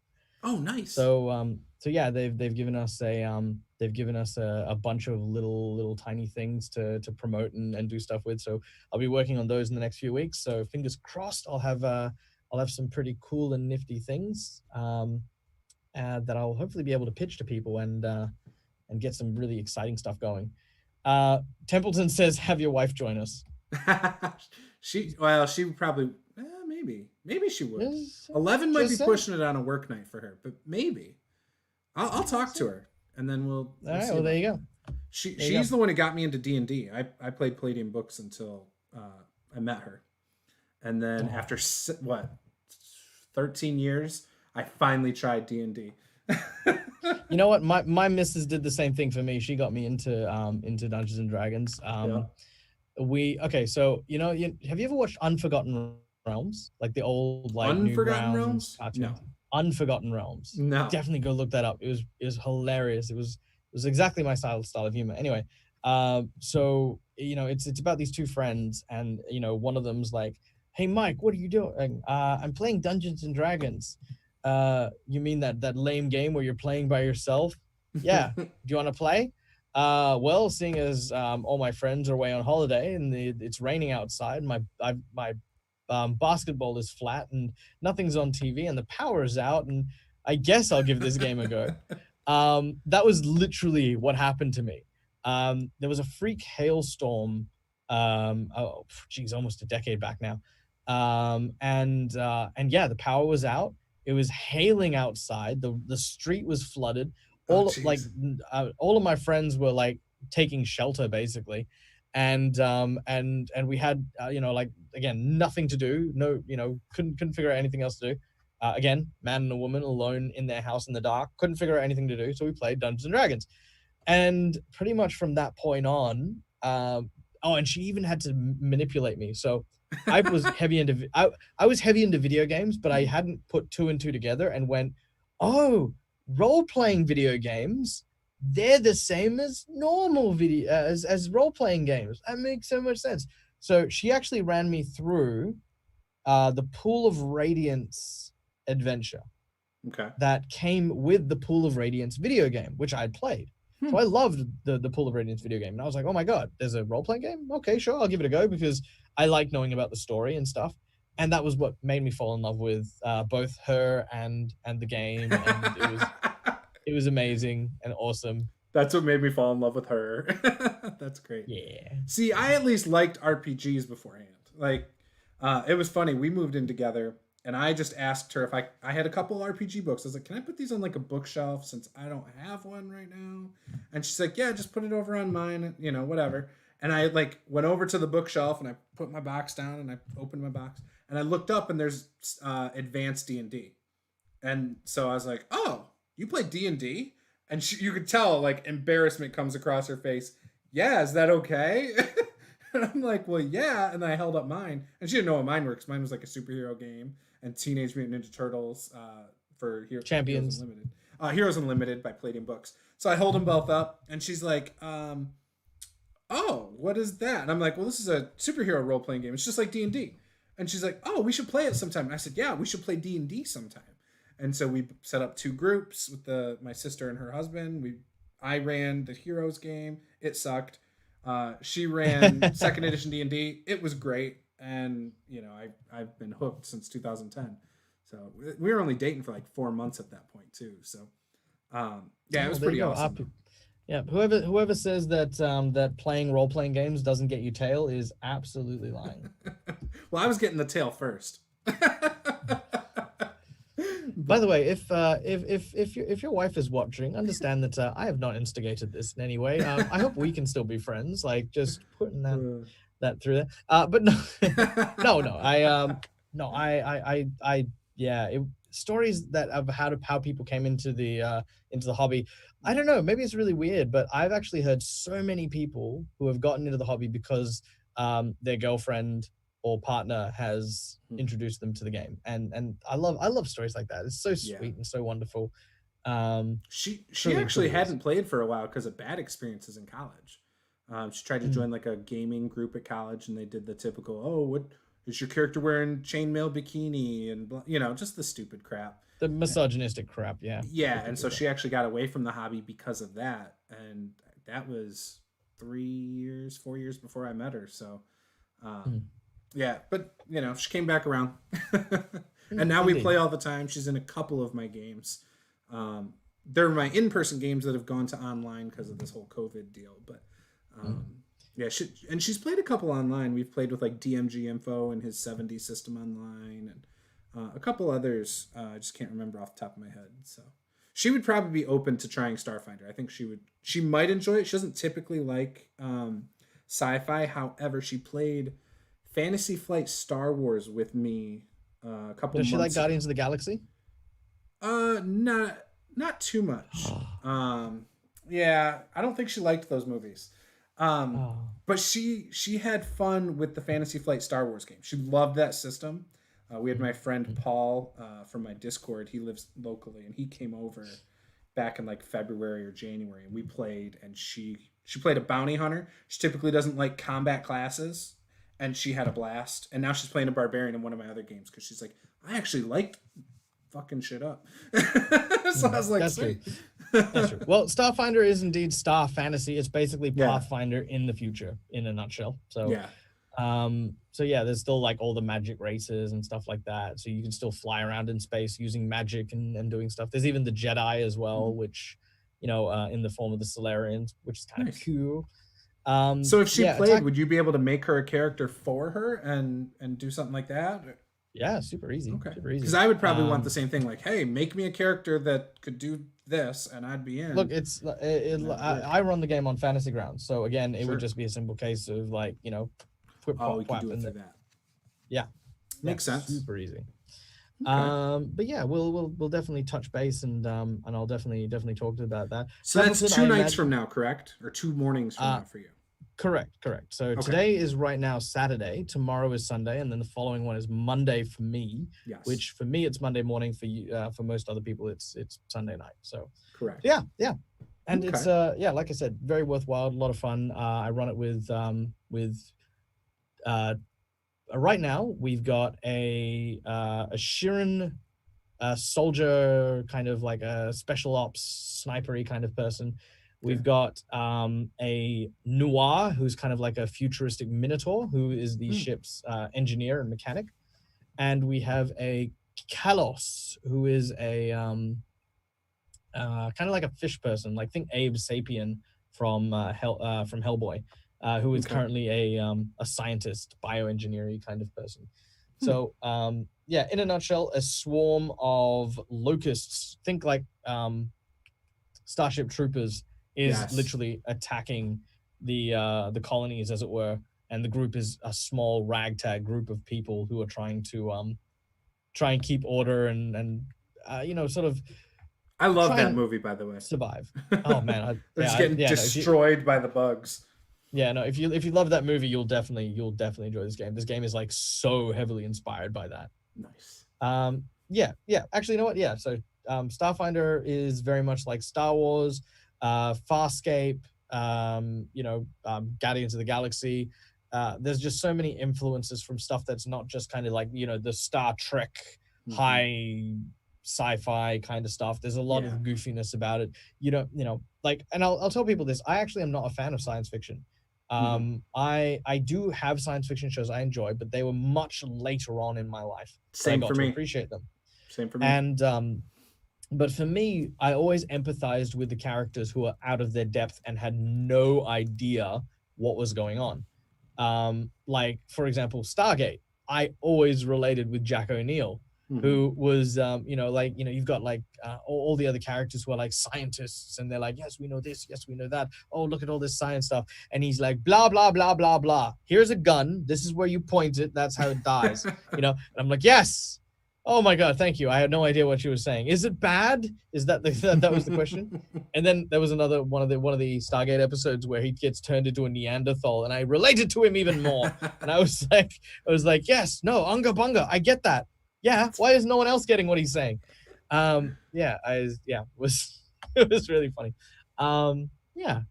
I grew up despising Star Wars. I don't know why. I just thought it was so boring. It did not interest me. It wasn't until I was an adult that I learned to appreciate it. And I like the prequels now. Like, I like them all. But Rogue One is my favorite movie of Star Wars. I dislike Star Wars. And that is partially because I used to be an instructor for a Star Wars stunt choreography group for a period of time before I did better things with my life. And I was overexposed, I guess. I burnt out so hard. I was kind of okay on Star Wars. I was like, if it's on, I'll watch it, not really too big into it. But then I met these guys who were like extra strength into Star Wars. And for me, I was there for stunt choreography and combat and acting and performance work and stuff. And then, I had to, like, they all wrote their own canon, like their fan fiction, as it were. And I created the stories and put them all together, and then helped tell them, like, okay, cool. If you're doing martial arts towards a character that was grew up in the jungles and the stuff like that, then this is how your body would behave, because you'd be accustomed to working in difficult terrain. It was a whole bunch of like little stuff like that like I said, after a long period of time, I think it was 3 years, I ended up like hating Star Wars. I'm just like, anytime someone puts something, I'm like, right. Yeah, when I was talking to Luis Loza the other day, we were talking about like different IPs that could be recreated with Pathfinder, for example. And I think we had talked a little about Star Wars, but like I went back to my childhood. I'm like, we need to do Final Fantasy VII in Pathfinder. I was like, I feel like it's the perfect system for it. Like, you could get the feel easily. All right. We're gonna play a game. Yes. Only because I'm demanding and I'm bossy. Let's name. This is the game. You have to name a movie, or kind of a setting, as it were, that would be appropriate to the Pathfinder 2nd edition game. If you, yes? Half hour? Okay. Apparently my cat has decided to go AWOL, and I'll need to go deal with that in a little bit, but no problem. Yes, so here's the game. Setting that is not RPG related, that we could use Pathfinder 2nd edition to run a game in. Oh man. So I'll kick this off. I'll kick this off, and I'll start with, I believe you could do a really good version of the Golden Compass. Okay. I think the Golden Compass is a great movie. Has the whole idea of the spirit animals and the like, having them function not only as just familiars, but things like, having awakened bears and, just these different entities that exist, with everyone having a touch of magic, is kind of, I think that could definitely play into Pathfinder 2nd edition. I like that. So, that's interesting. Okay, so there's a show on Netflix I love. The It's not RPG related, but it is fantasy. It's got magic. It's called The Dragon Prince. Oh, That would yep, be yep. awesome. Like the idea that humans can't really use magic, elves are inherently magical, but for humans to do it, they have to tap into like killing creatures to suck their life energy. And then like having the two lands kind of split and like I feel like that would be a really awesome setting, and you could tell some cool stories in that. That would be really cool. I let's see, another movie. I think another really good one. I think another really good one would be Stardust. Stardust was another film that was where there was Earth, and then there was kind of like this other place, like an almost an alternate dimension that existed beyond a wall that breached this other realm. That was partially fantasy, partially magic punkish, had like witches and fairies and the like. It was an amazing movie, and for those of you who have watched it, also stars the actor who played Daredevil in the TV Marvel series. Oh, nice. Oh man, this is tough because like I'm getting all these shows through my head that my kids watch. But All right, let's move to video games then. Video okay. games that don't have an RPG already. Let's stipulate that. Yeah. That I'm already, because I mean I went straight for Dragon Age, and I'm like, yeah, no, we That's so already cool got one. yeah, I have it's it got right one here. already. Yeah. Right So, here. I haven't played it yet. A video game, a video game that you could run in Pathfinder Second Edition, but doesn't have an RPG already associated with it. If it doesn't have a tabletop RPG associated with it. Yes, correct. So my easy one's Final Fantasy VII, but I'm gonna skip that because that's like that's already got two like unofficial ones out there that are one of them is fairly good. What was oh shoot, it was a Nintendo game. They still make games for it. What's it called? Dragon Quest, Dragon Warrior. I can't remember. Dragon Quest. Yeah, it's got like the little slimes and stuff. Yep. Game right there would be excellent as an RPG. Okay, that's a good one. I like that one. All right, I think I'm gonna blow your mind with this one. You ready for it? You got me. Yep. Kingdom Hearts. Oh, of course. Kingdom Hearts is just I mean, come on. Yeah, Kingdom Hearts in Pathfinder Second Edition would be amazing. That would be. And the fact that that's you could more do Donald, like you could repurpose like goblins to be Donald. You could do so much with it. I could just imagine it as well. Why don't I feel like we need RPGs that have Disney characters and Disney princesses? Like there is. I can almost guarantee that there is. You think there's a Disney RPG? With how small our hobby is, do you think someone can afford that IP? I feel like that would be so expensive. You know what though? It would be absolutely awesome. There isn't a Disney style movie RPG. What the hell? Anyway, I was gonna say, this is such an untapped market. Just for the fun of it, I might send a message to Disney and just say, hey, have you heard of this thing called Dungeons and Dragons? How would you like how would you like someone who can run Dungeons and Dragons Disney stuff? We can find singers and performers from like Disney World, which is currently closed down, and put them on a stream where they get to play in these like fantasy worlds. And you should just reach out to the actors and actresses who voiced them. No, go to Disney, straight to Disney. Like, okay, look, I need like 12 million, like just. Oh, you think they'll fund it? Yeah, just 12 mil straight off the top, please. You were right. You're right. You were gonna tell me how I could make money doing this thing. And you just hit the idea right there. Go to Disney and sell out so hard, sell out so fast and so hard that your channel name suddenly switches and it'll become Game the Master. It'll be Disney with Master the Game. Disney with Master the Game, Master the Disney, and yeah. Hey, I would totally sell out for $12 million. I'm not gonna lie. This thing would have princesses and every Disney character you can think of all over the screen. Yeah. You might be able to pick my face out in between them in the overlay. Wait. You're gonna hate me for this. But Templeton just reminded me there is actually a Disney RPG. Terribly sorry. Aw, what? Oh, Star Wars. Star Wars. That Yeah, the doesn't Star Wars count. RPG. Fantasy Flight Games is dead. No. Okay. So another RPG, Pathfinder, second edition. Oh, shoot! I'm drawing a blank now. Gosh, I've been playing video games for 30 years and I can't think of one. That's it. I'm stressing your creative muscles. Now I'm trying to think of one that really fits Pathfinder rather than just a game I want to be an RPG. Shoot. What am I playing right now? How about some wrestling? Like an arcade style wrestling game, not like a simulation game, but something that's like over the top, like a Rumble Roses game or, Def Jam wrestling game or whatever from like 20 years ago. Where literally you grab a guy, you jump up 40 feet and slam him or whatever. That might be kind of cool. That'd be kind of cool. There's definitely a lot of dynamic combat that I think would go into second edition really well, especially with the 3-action economy. You could even have like taunting as like one of the actions as well. Like, you sit up and you get into your your poses, and then that could be kind of cool. And then maybe like you can incorporate skills for more of like backstage stuff, like cutting promos, stealthily sneaking up on a guy to hit him with a chair, like. Yep. To further the heat. Yep.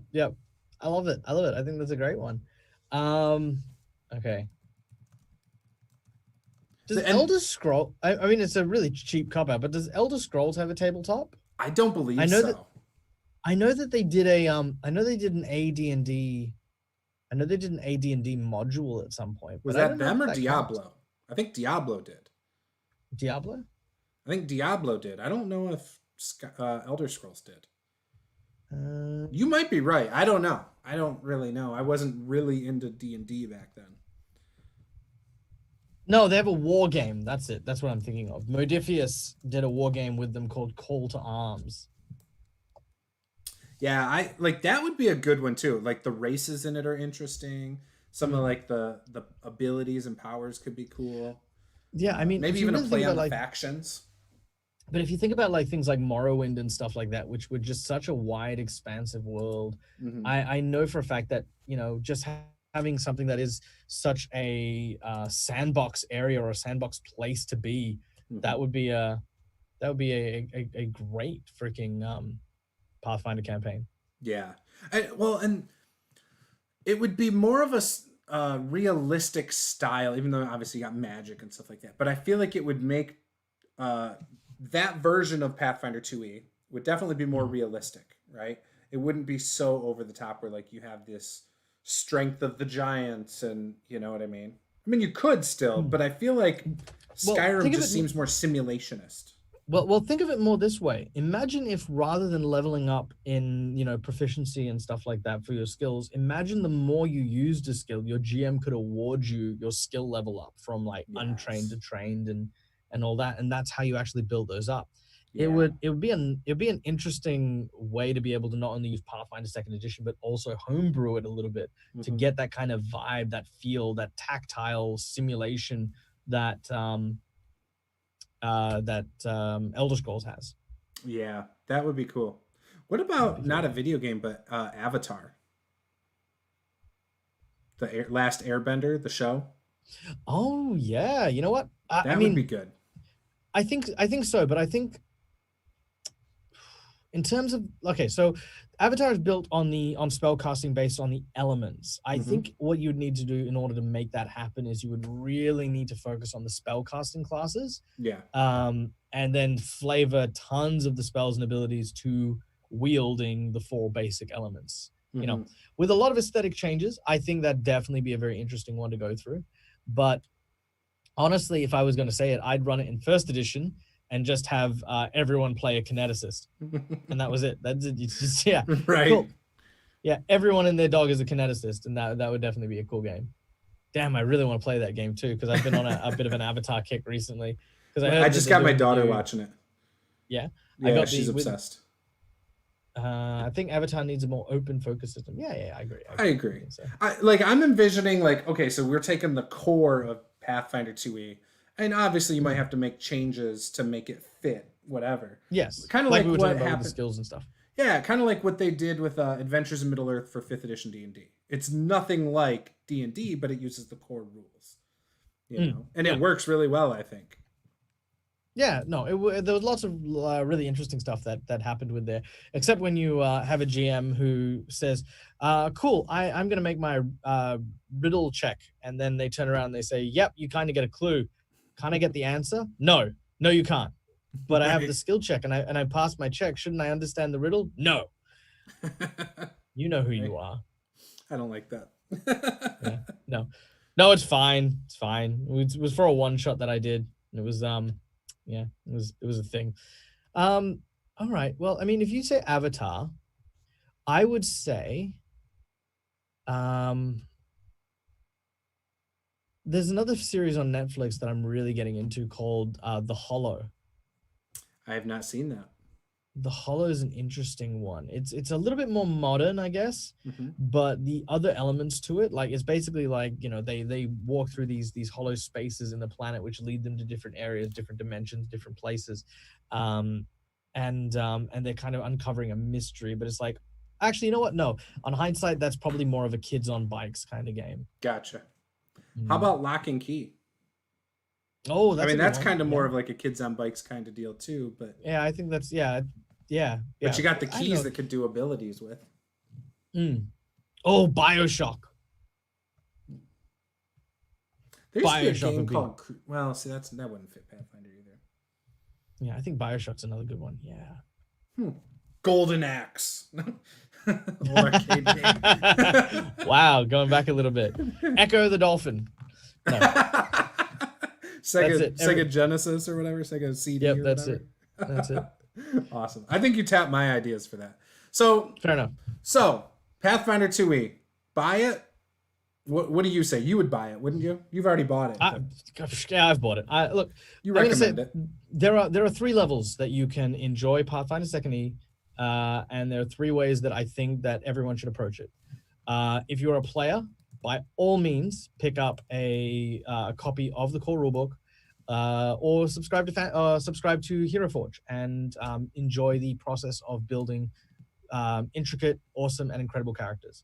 Not Hero Forge, but Hero. Not Hero Forge. Hero Labs. Sorry. Yes. Yep. Yes. But Hero Forge too, because Hero Forge as well. Hero Forge. Yeah. What's a great game without some great miniatures? If you are looking at coming to it from the perspective of a brand new game, like you've never played role-playing games before, this is your first dalliance into it, 2nd edition may be a little bit more complicated for a first-time run. In those cases, I do not recommend starting here. Instead, Dungeons & Dragons 5th edition is probably still my go-to for brand new RPG groups and brand new RPG DMs. Yeah. If you do have a few years under you, if you have experience and you want to purely as a GM open up the world of character building, Hero Labs Online, not Classic, as Templeton has pointed out. Yes, if you want to create a world that will allow your players to be able to create and express themselves, that is Pathfinder 2nd edition sweet spot. Is if you as a GM are willing to put in the work for your players to have this experience. If you're willing to have the experience, of course, just show up, build your character, enjoy it, because that is what the game will allow you to do so easily. But as a GM, you need to be committed to your players. And for that, I always recommend find people that you are going to love playing with. The more fun you as a GM are going to have at the table with that physical social interaction, the better off you'll be. Yeah. If I, for example, try to pick up Pathfinder 2nd edition and run it at a public place with a bunch of people I didn't know, or play it for people who I just didn't like hanging out with, but it was kind of the only way that we were socializing, so why not? 2nd edition is not the way I do it, because I would end up frustrated at not only the system, I'd be frustrated at my players, it wouldn't make for a great game. Yeah. But if I was playing with the people I really, really wanted to game with, people who I was having just tons of fun with, people who I could just express myself with and feel comfortable making mistakes with, that is the best way to experience Pathfinder 2nd edition. Makes sense. Yeah, I think I'm going to buy it. I think I'm too interested. I haven't heard anything that really makes me go, nope. So I'm going to probably buy it, and I'm probably going to recommend it. And as I learn the system, I might even do little videos because that helps me learn stuff too. Like I'm like, all right, I'm gonna do a video, so I'm gonna research how such and such works. I'm gonna do a 10-minute video on it, and so that's probably what's gonna happen. So if you want to see that, subscribe. I will absolutely be looking forward to that, and I can't believe I haven't subscribed to you on YouTube, so I'm going to subscribe to you right now. I know.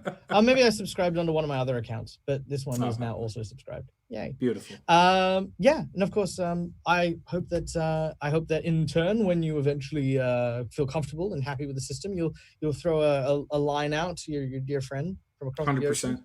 100%. When I think of Pathfinder, I always think of you. Always.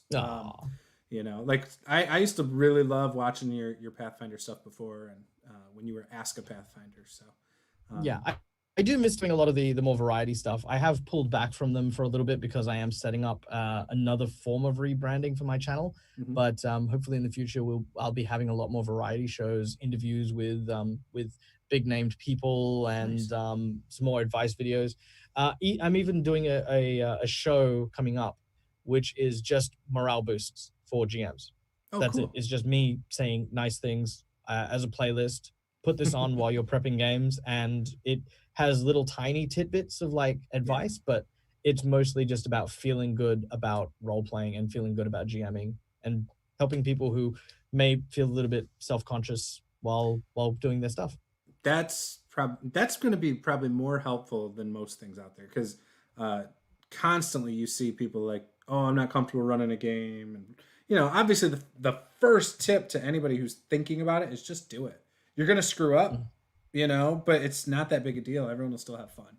So, and that's what it's about. So absolutely, yeah, looking 100%. Forward to that. Cool. Is there anything you want to plug before we end the stream? Well, yeah, I mean, of course, if you want to find me, just type in Dead Aussie Gaming. You'll find me pretty much everywhere. If you want to see some interesting, different types of role-playing games, I'm currently running a game called Through the Breach on a channel called the Mercs of Mischief, so go and check them out as well.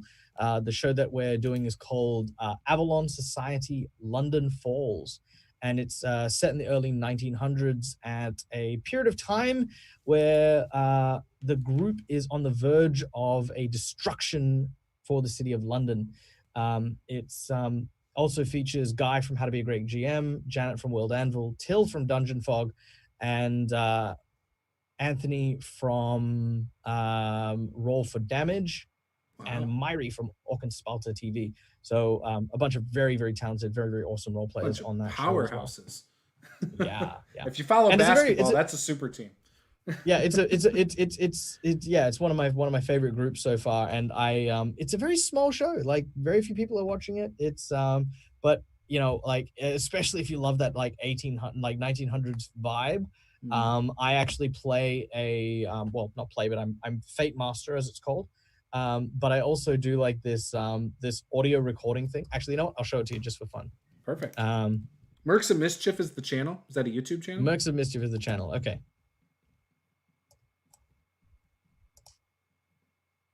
This just in, we have just discovered that the most handsome man in the world has finally arrived. His name, Juce, and he arrives here at Master the Game. You can catch him every single week, streaming a variety of different variety shows, including How to Paint with My Wife Without Getting Her to Kill Me, and of course, none other than How to Play with Friends Without Having Them Resent Me or Realize That I Don't Prep for My Games. That was awesome. I might have to steal that little clip. That was great. Like, I did not expect that. That sounds like the old school radio voice and everything, man. Yeah, I've been playing around with voice mods and stuff like that, which I definitely use in that show as well. So yeah, if you go and check that one out, then yeah, you can enjoy those little things that I do. That's cool. Do you do voiceovers? No, not yet. But you know, COVID, poor Michael, no out of work. I keep getting out of work. We might have to get you on voiceovers. Yeah, I can do voiceovers. I love voiceovers. Voiceovers are awesome. Start finding you some work. Yeah, that's it. Get you into Pixar. Yeah, go start working for Pixar. And then that way, if you work for Disney and I work for Pixar, we can, you know, that's it. It's all coming together. It's all happening. $12 million, man. That's it. $12 million. That's it. No, thanks for having me, dude. I really appreciate again coming and hanging out. I love chatting with you, and I love being on the channel. And of course, we'll definitely have you swinging by back on the Dead Aussie Gamer channel sometime soon. I can't wait. Yeah, no, thanks for coming on. I appreciated this. Just talking to people in general about this hobby, I absolutely love. And the fact that you took the time out of your day to come onto my channel and just tell me what you know about Pathfinder, it means a lot because, just I love it, So thank you again. And if you guys haven't subscribed by now, I don't know what you're waiting for. Hit that subscribe button, and we will see you guys next time. Game on.